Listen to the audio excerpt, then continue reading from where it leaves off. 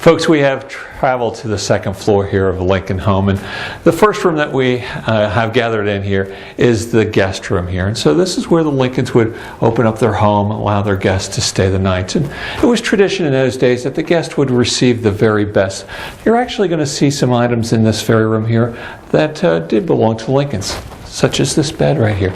It's the only bed in the home that was here during the Lincolns' time frame. The rocker before me, the chase lounge or fainting couch is theirs, as well as the dresser on the far right-hand side here.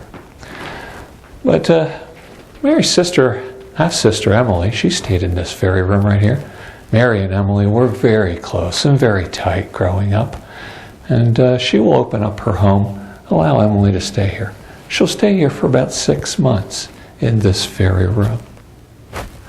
Seems odd to us today that someone would stay so long in our homes, but in those days that was not unusual. It took so long to get to a certain spot, you tended to stay there a little bit longer than normal. Now, as we're going to transition out of this room, you'll see a little nook off to your left. Right? We believe Mrs. Lincoln spent many an hour at that very spot. One of her passions was her sewing. She loved to sew. And we found many needles in between the floorboards, so we do believe that that was one of her special spots within the house here. And why not? It was a great source of light. Plus, she could see what was happening right in her very neighborhood, have an understanding what was happening outside. Once you're done checking out the nook area, you can continue on into Mr. Lincoln's room, and we'll join up there.